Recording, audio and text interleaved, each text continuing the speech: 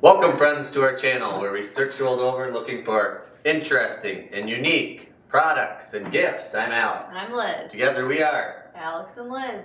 So today folks, how to use the Instant Pot Duo60 6-quart 7-in-1 multi-use programmable pressure cooker, slow cooker, rice cooker, steamer, saute, yogurt maker, and warmer. Holy buckets. 7-in-1. 7-in-1. 4.5 star rating. Real deal. Yep. Yeah. 28,000 reviews on Amazon.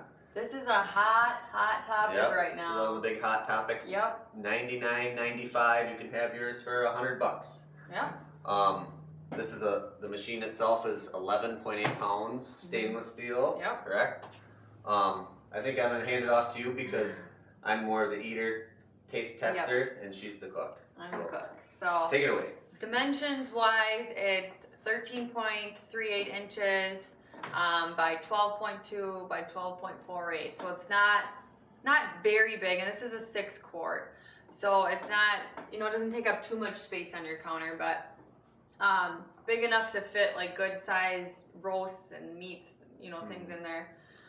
So they claim that the Instant Pot speeds up cooking by 2 to 6 times, and then it uses 70% less energy.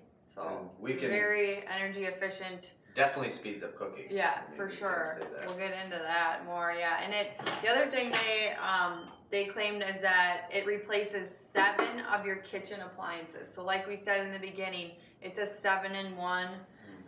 It has tons of different things that you can use this for, and it's all in this one machine.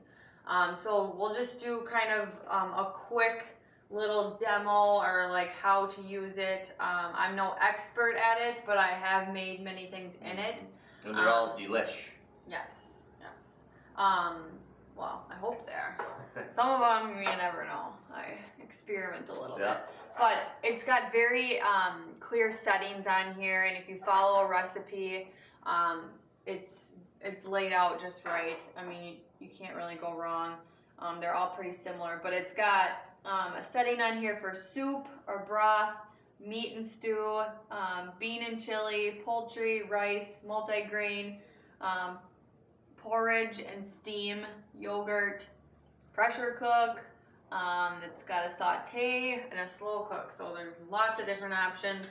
It comes with a little measuring cup, and then 2 little spoons. Oh, we didn't bring the other pieces with. Well, this goes in the back just to catch any drainage, and then it has a stainless steel pot that it comes with, and then a little rack that you can put in there. Some recipes will call for putting things on the rack. So I make hard-boiled eggs in here like almost every week. And they're super easy. All you need is your stainless steel pot that you put in there, and then the rack. You place your eggs, 1 layer on the bottom, put a cup of water in there. Just 1 cup of water. 1 cup of water, that's all it takes. And then all you have to do is hit your pressure cook and set the timer to 7 minutes. And then when you close it up, you'll do those settings once you have the top on, I should say that. Yeah. But you want to make sure that the little valve here is sealed. Always have it sealed, and then you'll put it on. The steam. Yep. And right now it says off. It makes like a little jingle when you close it, and so now you know it's closed, and you just seal it so that none of that pressure can get out. And then once the 7 minutes is up, they'll have a little timer. It'll go off, a little noise, so you'll know when it's done. And then you take the little valve here and you go from the sealed position to the venting. Sure. And you want to be very careful when you're doing that. You need to make sure that the little metal piece, silver piece, whatever, right here is pushed down and it's not up at the surface and level here, because if you do that, there's still pressure in there. Sure. So you want to make sure it's pushed down and then do the venting. Sure. And when you do the venting, the steam will rise. Yeah, the steam, and sometimes like even water still is coming out, like a spout a little bit. So you have to almost wear like an oven mitt or get a towel You don't want to do it with your bare hand, but then put it on venting, and once that's completely stopped and that piece goes down all the way, then you can open it, and then it's done. So there's definitely some safety features that go along with this that you need to pay attention to. Definitely do your research before you use one.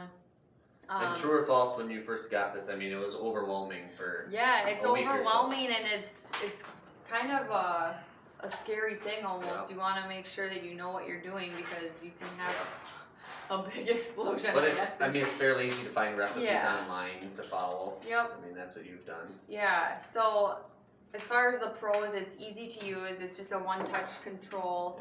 Yeah. Easy to use once you kind of Once you know, yeah, once you do your research.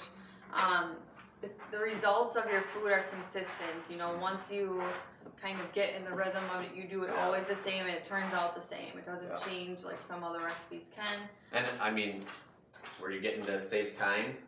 Yeah. I mean, we used to do roast in a crock pot, you know, 6, 7. Which I still would do, because Yep, it's not a bad idea. Yeah. So like 6, 7 hours in the crock pot, and what do we get it done within this? One and a half? And most of the times when we put it in the slow cooker, we would let the meat thaw before we would put it in there for better results. But then in here, I've put frozen chuck roast in there. Yeah.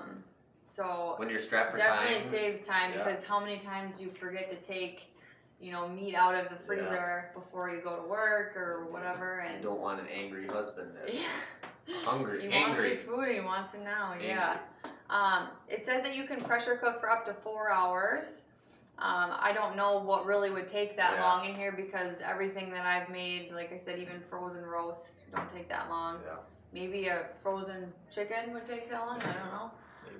But what's nice is that you can, it's a little small probably to put, I mean, a small one you could, but it's nice that you can do the frozen food in there. It's a nice option, and it still comes out good. Yeah. So, as far as cons for this, you definitely need to do your research before, because there are so many safety features that you have to know about, you know, beforehand. And it's not that hard to, you know, find information on it. They have a lot of safety, you know, tags and warnings on it when you first open it too. The another con is that it's not instant. You know, it says like a recipe will take 15 minutes, but really it takes, you know, maybe like close to 30, because it takes a while for the pressure to build up before the timer starts going for that 15 minutes. So there's a little prep time. Yeah, but still it cuts back the time a lot. But and it's something you don't want, you know, a slow cooker, you'd maybe, you know, leave it, you know, running during the day when you're not there or something. This is not something you would put food in and walk away. No. Like, I'm always close by, just in case. I mean, I don't know what I would do, but I'm there. Yeah. So there's definitely, you know, some things like that. But since it's so quick at making food, it's not, you know, a nuisance to not, you know, or to be in the room where it is. So. Well, I can tell you take pride in this thing. Wow. I do like this thing. I feel like I had the day off. Yeah. Good work. All right, so. Gotta stand there and look good. Yeah, well, not the looking good. We'll put a link below of our website. Yep. Giftastic.gifts. Check it out. Yep. Some subscribe to us. Subscribe to us. Send us your interesting, unique products. Yeah. Thank you. Thanks for watching.